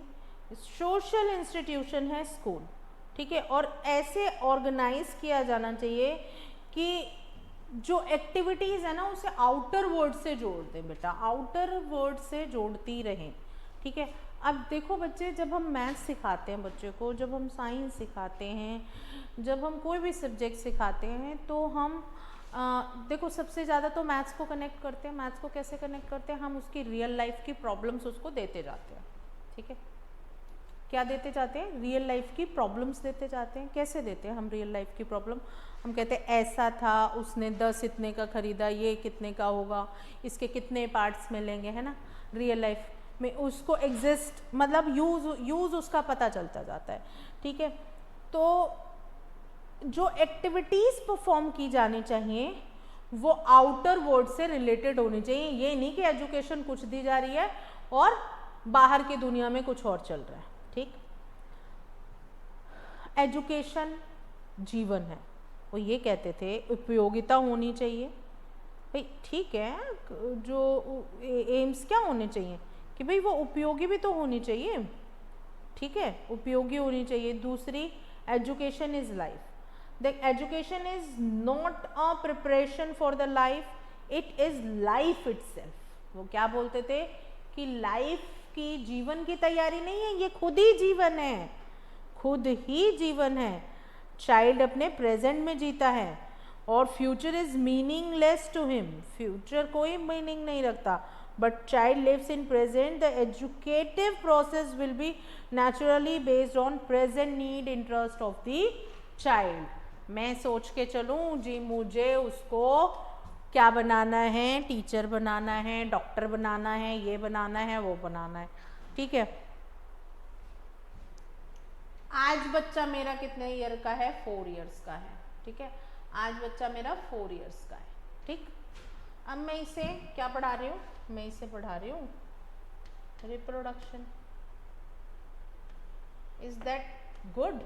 मेरे को डॉक्टर बनाना है, मैं इसे केमिस्ट्री के फॉर्मूलाज पढ़ा रही हूँ। ज़रूरी है? फ्यूचर में क्यों जा रही हूँ मैं आज की बात करूँ, प्रेजेंट की। प्रेजेंट में वो क्या सीख सकता है? प्रेजेंट उसका क्या है? अपना प्रेजेंट, वो कहते हैं चाइल्ड का ना जो उसकी नीड्स है उस समय में सीखना, उसको प्रेजेंट में वो करा दो, उसका फ्यूचर अपने आप बन जाएगा। उसका प्रेजेंट अच्छा कर दो, ठीक है बेटा। उसका प्रेजेंट अच्छा कर दो, उसका फ्यूचर अपने आप बन जाएगा। ऐसा ड्यूई कहते थे कि उसको प्रेजेंट में जीना सिखाओ, उसकी आज की नीड और उसके इंटरेस्ट को पूरा करो, ठीक है। एजुकेशन एक्सपीरियंस है, हाँ जी। वो कहते थे एजुकेशन क्या है? एक्सपीरियंस है। हम किसी भी एक पर्टिकुलर काइंड ऑफ सिचुएशन को हम कहते हैं, अच्छा देखो यहीं पे देख लो, ये फिर से मैथ्स पे आ जाते हैं। हम एक सिमिलर काइंड की प्रॉब्लम को सॉल्व करने के लिए एक सिमिलर काइंड वही सेम फॉर्मूलाज यूज़ करते हैं। सपोज एक्सपोनेंट्स पढ़ रहे हैं, जहाँ पे हमें क्या दिख गया कि भाई, नेक्स्ट स्लाइड पे आ जाते हैं। हम क्या पढ़ रहे हैं? हम मैथ्स पढ़ रहे हैं, ठीक है। मुझे पता चल गया कि जी a to the power m divided by a to the power n, ठीक है। ये मेरा लॉगरिथम का एक फॉर्मूला है, ठीक। ये क्या इंक्लूड करता है? ये इंक्लूड करता है कि भाई इसका मतलब होता है a divided a to the power m and a to the power n, that means a to the power m divided by a to the power n। ये है, ठीक है। इसका मतलब हो गया m माइनस n, ये निकल करके आ गया, ठीक है। ये एक फॉर्मूला इसका निकल करके आ गया, ठीक। अब मैंने कोई क्वेश्चन आ गया, यहाँ पे क्वेश्चन आ गया 4 to the power 8 divided by, यहाँ पे लिख लो 4 टू दी, यहाँ पे भी 4 ही आएगा, 4 टू दी पावर 9, ठीक है। अब ये आ गया, ठीक। तो अब मैंने यही सेम क्वेश्चन है, अब मैंने इसको सॉल्व करने के लिए क्या लगाना पड़ेगा? यही मेरे को सिमिलर कंडीशन दिख रही है, इसका रिजल्ट आ रहा है कि a यहाँ पे लिखो तो a ये हो गया और पावर्स को माइनस कर दो, ठीक है। तो मेरे पास निकल करके आ गया कि 4 की पावर 1 यानी कि 4, ठीक है। ऐसा ही सिमिलर क्वेश्चन आएगा तो मैं वही लगाऊंगी। सेम देखते देखते एक क्वेश्चन को, तो ये क्या बोल रहे हैं? एक्सपीरियंसेस, कि भाई एक तरीके का एक्सपीरियंस कर लिया कि इसको ऐसे सॉल्व करते हैं, डायरेक्ट इन्वर्स कर रहे हैं, कुछ भी सॉल्व कर रहे हैं, कोई आइडेंटिटी लगा रहे हैं, अलजेब्रा कर रहे हैं, मेंसुरेशन कर रहे हैं, कुछ भी कर रहे हैं, ठीक है। एक तरीके के क्वेश्चन को एक्सपीरियंसेस से, ठीक। या उसने बोला कि भाई जैसे हमारे साइंस में कैसे अप्लाई होता है बेटा, साइंस में उसने मेरे को बोल दिया कि ऑक्सीजन की प्रेजेंस में होने वाली जो सिंथेसिस होता है ऑक्सीजन की प्रेजेंस में, वो कौन सा होता है? ऑक्सीजन की प्रेजेंस में एरोबिक रेस्पिरेशन होता है, ठीक है। और ऑक्सीजन की एब्सेंस में जो होता है, ये प्रेजेंस में है और ये एब्सेंस में है, एब्सेंस ऑफ ऑक्सीजन, तो वो क्या हो गया? एनारोबिक।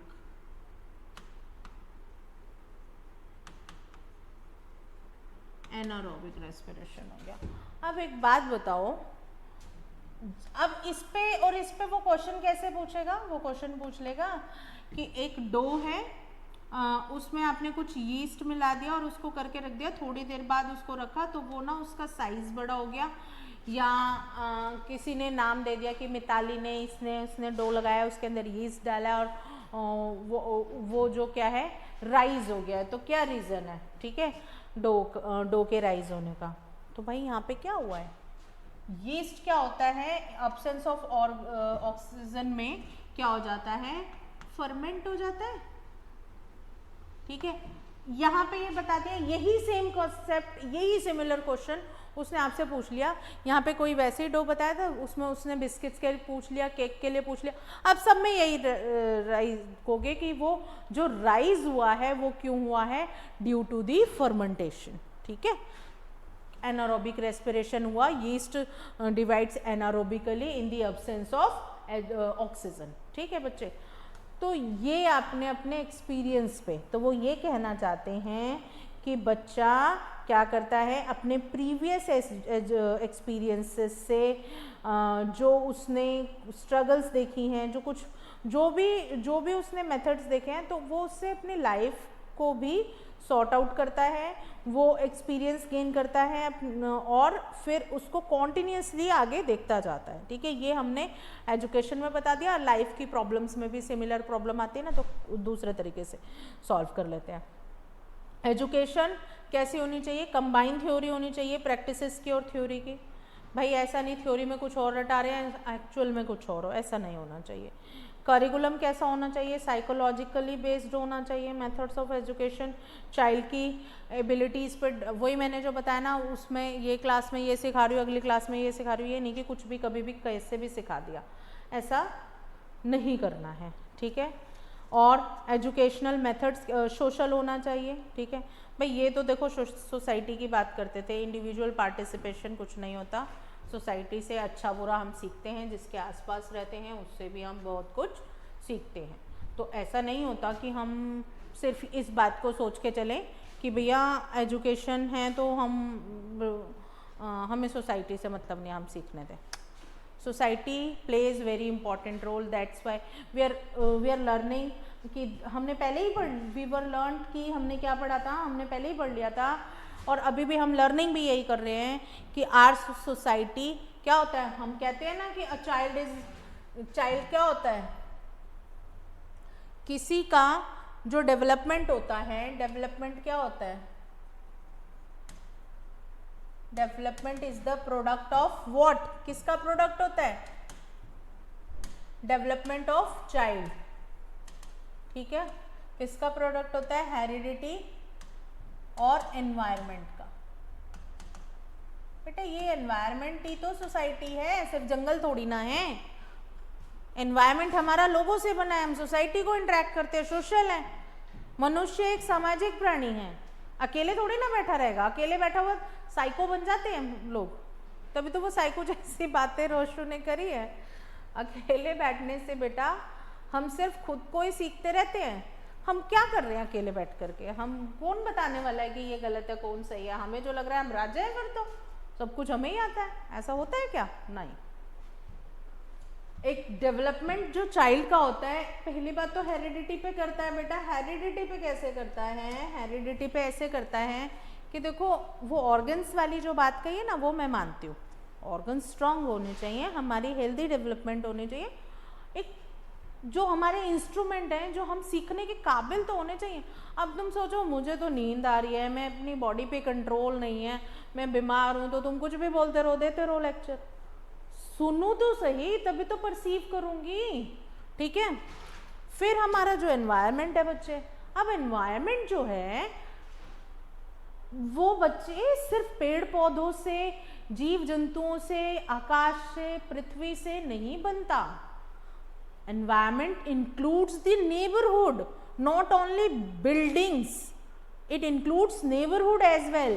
Our neighborhood में we don't have only buildings, we have people as well, है ना, we are interacting with them। हम क्या अकेले ही खाना उगा लो, अकेले ही सब कुछ कर लो, भाई इंट्रैक्शन तो करना पड़ेगा। उससे हम किसी से बार्गेन सीखते हैं, किसी से हम फूड की नॉलेज सीखते हैं, किसी से हमें कपड़े के बारे में पता चलता है, किसी से प्रोफेशन वाइज हमें सब कुछ, किसी से कुछ पता चल रहा है। अब सोचो जी हम डॉक्टर बन गए, डॉक्टर से बोलो तू सब्जी भी उगा दे, तू खाना भी बना दे, तू ये भी कर दे, तू वो, हमें अलग अलग सोसाइटी के पर्सन से इंटरेक्ट करना पड़ेगा, तभी तो हम हमारी एक इंडिविजुअल पर्सनालिटी बनेगी। तो जो वो कहते हैं कि सोशल भी बहुत ज़रूरी है, society plays very important role in the development of the child, we can't ignore this factor, right. तो अब प्रिंसिपल क्या होने चाहिए बच्चे, अगर मैं कोई करिकुलम बना रही हूँ तो करिकुलम बनाने के लिए मुझे ड्यूई के अकॉर्डिंग वो क्या कहते हैं कि अगर जब हम करिकुलम फॉर्मेशन करते हैं बच्चे के लिए तो वो करिकुलम कैसा होना चाहिए। पहली बात तो कैसा नहीं होना चाहिए, पहली बात थ्योरी और प्रैक्टिसेस का रिलेट होना चाहिए, उसे आउटर वर्ल्ड से कनेक्ट करना चाहिए। और क्या होना चाहिए कि मेजर इंटरेस्ट किस पर होना चाहिए, the desire to talk and exchange ideas, discovery, creation, artistic expression, where child gets opportunity to express their self। ठीक है, अभी हम आपसे कुछ पूछते हैं, हम आपसे क्वेश्चंस के आंसर्स भी तो पूछते हैं ना, वी आर आस्किंग यू कि अच्छा बताओ एज पर यू क्या होना चाहिए, ये क्या होना चाहिए। This discussion creates class interesting, है ना। हमें पता तो चलना चाहिए कि बच्चे की थिंकिंग क्या है, उसको लाना है, करेक्ट करना है। तुम जो सोच रहे हो सोचते रहो, ऐसा सोच लो रोशू की तरह। हम क्या ये सोचे कि तुम जो सोच रहे हो सोचते रहो, अपने कंसेप्ट बना लोगे। वाई? क्या सभी के कंसेप्ट ठीक होते हैं? No, right. कैसे होने चाहिए? फ्लेक्सिबल होना चाहिए और प्री डिटरमाइंड, और कैसा होना चाहिए, ना कि प्री डिटरमाइंड और रिजिड होना चाहिए। ठीक है, करिकुलम कैसा होना चाहिए? फ्लेक्सिबल होना चाहिए। फ्लेक्सिबल का मतलब क्या हुआ बेटा? अब ये थोड़े ना, फ्लेक्सिबल इन द सेंस कि मुझे इंडिविजुअलिटी की अकॉर्डिंग देखना है, करिकुलम बिल्कुल रिजिड नहीं होना चाहिए। ठीक है, कि मुझे इतना करना है, वो हमें एज पर स्टूडेंट भी देखना पड़ता है, पर करिकुलम ऐसे नहीं बनाए जाते, पर थोड़ी सी फ्लेक्सिबिलिटी होनी चाहिए। फ्लेक्सिबिलिटी का केस सुनो कैसे। देखो, मैंने डिसाइड किया कि 10th क्लास का बच्चा, मैंने क्या डिसाइड किया, मैंने इन द सेंस कि एजुकेशन डिपार्टमेंट ने क्या डिसाइड कर रखा है कि ये जो 10th क्लास का बच्चा है ना, ये 10th स्टैंडर्ड का, ये क्या पढ़ेगा, 5 सब्जेक्ट तो पढ़ेगा ही पढ़ेगा। क्या पढ़ेगा? लैंग्वेज पढ़ेगा, 2 लैंग्वेज पढ़ेगा। कितनी पढ़ेगा? 1 और 2। ठीक है, जिसमें यहाँ पर इंग्लिश कंपल्सरी हो जाएगी। ठीक है, इंग्लिश कंपल्सरी हो जाएगी। यहाँ पे वो लैंग्वेज में कुछ भी ले सकता है, हिंदी ले सकता है, ठीक है, संस्कृत ले सकता है, 22 भाषाओं में से कोई सी भी भाषा पढ़ ले जो स्कूल अवेलेबल करा रहा है। ठीक है, ये तो हो गई लैंग्वेज की बात, 2 लैंग्वेज हो गई। उसके बाद उन्होंने बोला कि भाई हम मैथ्स तो ज़रूर पढ़ाएंगे, मैथ्स तो ज़रूर पढ़ाएंगे। अब फिर वो क्या बोलते हैं, मैथ्स पढ़ाएंगे, अब हम पढ़ाएंगे बच्चे को साइंस। ठीक है, साइंस में तीनों सब्जेक्ट इंक्लूड होंगे, पी भी होगा, सी भी होगा, बी भी होगा। ठीक है, फिर हम बच्चे को पढ़ाएंगे एसएसटी, सोशल साइंस, जिसमें हम उसे पॉलिटी पढ़ाएंगे, जिसमें हम उसे हिस्ट्री पढ़ाएंगे, जिसमें हम उसे पॉलिटी के बाद फिर पोल साइंस पढ़ाएंगे। ठीक है, ठीक है, और हम उसे क्या पढ़ाएंगे, इको पढ़ाएंगे। ठीक, ये पॉलिटी है जिसको सिविक्स कहते हैं बेटा, बट अब सिविक्स नहीं बोलते, अब उसे क्या बोलते हैं, पॉलिटी बोलते हैं। ठीक है, तो यहाँ पे तो मैंने क्या पढ़ा दिया बच्चे को, राजकाज की बातें कि हमारी सोसाइटी कैसे चल रही है।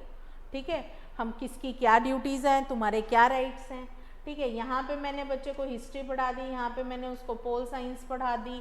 ठीक है, पॉलिटिकल साइंस पढ़ा दी, यहाँ पे मैंने उसको क्या पढ़ा दिया, इकोनॉमिक्स पढ़ा दी। तो बेटा ये सब चीज़ें हमने बच्चे को पढ़ा दी।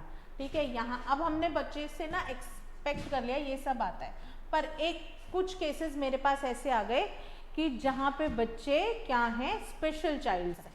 स्पेशल चाइल्ड्स हैं जिसको, किसी को डिस्ग्राफिया है, किसी को डिसलेक्सिया है, किसी को डिसकैल्कुलिया है। ठीक है, तो इस तरीके की, या बच्चा किसी और तरीके का है, तो हम अब बच्चा मेरा डिसलेक्सिया है तो वो पढ़ ही नहीं पाता। ठीक है, उसको क्या दिक्कत है, उसको पढ़ने की, याद करने की, मेमोराइजेशन की दिक्कत है, तो मैं ये सब्जेक्ट हटा सकती हूँ, मैं ये सब्जेक्ट लर्निंग का हटा सकती हूँ, क्योंकि उसके पास बहुत ज़्यादा थ्योरी है। इसी को कहते हैं फ्लेक्सिबिलिटी। उसका मैथ्स अच्छा है, ठीक है, ऐसे बच्चों का ना मैथ्स अच्छा होगा। ठीक है, तो मैथ्स अच्छा है, मैं उसको मैथ्स में ले गई, यहाँ पे वो लर्निंग नहीं कर पा रहा, न्यूमेरिकल कर लिया, वो तोड़ फोड़ में बहुत अच्छा है। ठीक है, यहाँ पे भी लर्निंग नहीं कर पाएगा, पासिंग मार्क्स ला पाएगा। ठीक है, तो मैंने क्या किया, ये फ्लेक्सिबिलिटी दे दी ना बच्चे को। अब मैं ये सोच के चलूँ मेरे अकॉर्डिंग बच्चा पढ़ा लिखा तब भी होगा भाई जब वो ये भी पढ़ लेगा, ठीक है, ये भी पढ़ लेगा, ये भी पढ़ लेगा, ये भी पढ़ लेगा। तो वो मैंने फ्लेक्सिबिलिटी, हमने फ्लेक्सिबिलिटी जो करिकुलम की रखी है वो किस बेसिस पे रखी है बेटा, एज पर चाइल्ड, है ना। तो वो कह रहे हैं कि फ्लेक्सिबिलिटी होनी चाहिए, ठीक है। वो कहते हैं कि वो करिकुलम में सिर्फ वही सब्जेक्ट्स यूज़ करने चाहिए जो उसकी लाइफ के पैटर्न से, पर्टिकुलर स्टेज से जुड़े हुए हों, उसकी प्रॉक्सिमिटी ऑफ लाइफ को क्रिएट करे, डिस्टेंट उसकी नॉलेज उसके अंदर उसको फेस करने की करें, जैसे teaching history, geography, mathematics, languages, ठीक है। वो ये बात कर रहे हैं, very critical of the contemporary method of the dividing knowledge into separate compartments because he felt that such fragmentation of knowledge as unnatural and far as possible the various subjects of the curriculum be harmonized, ठीक है। अब इसके बाद ना, इसके बाद फिर interest देखते हैं बेटा, कोई ये पढ़ने चला जाता है, कोई ये कर रहा है, ठीक है, कोई साइंस लेके बैठा है, कोई सोशल स्टडीज़ लेके बैठा है, तो वो उसके इंटरेस्ट के अकॉर्डिंग हम, जिसमें बच्चे के इंटरेस्ट की बात करके हम उसको उसी के अकॉर्डिंग भेज देते हैं, ठीक है। जल्दी से कर लेते हैं। एजुकेशन मेथड क्या होता है, वही उनका एजुकेशन मेथड है, लर्निंग बाय डूइंग है, ठीक है। लाइफ के सब्जेक्ट्स इंटीग्रेट कर दिए गए हैं सारे, है ना, सारी जो बातें यहाँ पे यूज़ हो रही हैं वो बेटा यहाँ पे भी आ रही हैं, ठीक है, यहाँ पे आके चेंज नहीं हो रही। इंटीग्रेशन ऑफ सब्जेक्ट्स, इंटर रिलेटिज्म कहते हैं इसे हम, ठीक है, कि चाइल्ड के इंटरेस्ट को केटर भी करते हैं। अभी मैंने ये इसीलिए बनाया है, ठीक है। कलेक्टिव एक्टिविटीज़ में पार्टिसिपेट भी करता है बच्चा, ठीक है। तो ये हमारे एजुकेशनल मेथड्स हो गए, ठीक है। कलेक्टिव एजुकेशन का मतलब होता है जब हम उसे प्रोजेक्ट्स वगैरह, ग्रुप वगैरह काम देते हैं, तो ये भी एक मेथड होता है, ठीक है।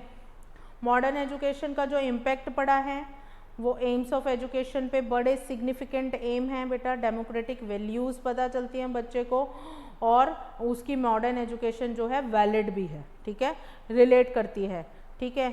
एजुकेशनल मेथड को भी इम्पेक्ट करती है हमारी ये मॉडर्न एजुकेशन, जो मेथड्स पहले से यूज़ किए जाते थे वो अब चाइल्ड के अकॉर्डिंग ही हो गए हैं, करिकुलम भी फ्लेक्सिबल हो गया है, डिसिप्लिन, बच्चे जब इंटरेस्ट आएगा तो there is no need to be create artificial discipline in the classroom की चुप हो जाओ, बैठ जाओ, इधर देखो, मुझे सुनो, these are not necessary then, है ना। बच्चों को इंटरेस्ट है, अपने इंटरेस्टिंग क्लास में बैठे हैं तो ऑब्वियसली वो सुनेंगे ही सुनेंगे, बात को मानेंगे। तो ये जो ड्यूई के प्रोस्पेक्ट्स थे, इन्होंने बहुत अच्छा क्या किया, इम्पैक्ट डाला था बच्चे। अब हम इसके बाद में पढ़ेंगे कि मोंटेसरी मेथड, वो भी इसी बात को बोलती थी। मोंटेसरी के आजकल स्कूल भी हैं, मारिया मोंटेसरी, ये भी बहुत अच्छी एजुकेशनिस्ट रह चुकी हैं। फिर हम महात्मा गांधी के बारे में पढ़ेंगे, है ना। तो इनका बहुत इम्पॉर्टेंट है बेटा, इस पर ना क्वेश्चंस आते हैं, ठीक है, एजुकेशनिस्ट के बारे में, ठीक है। इन सब की अच्छी इन सब ने बहुत अच्छे बेसिक एजुकेशन बहुत पार्टिसिपेट किया है, ठीक है। तो now we'll continue in the next class. Have a good day. Thank you all of you. Bye.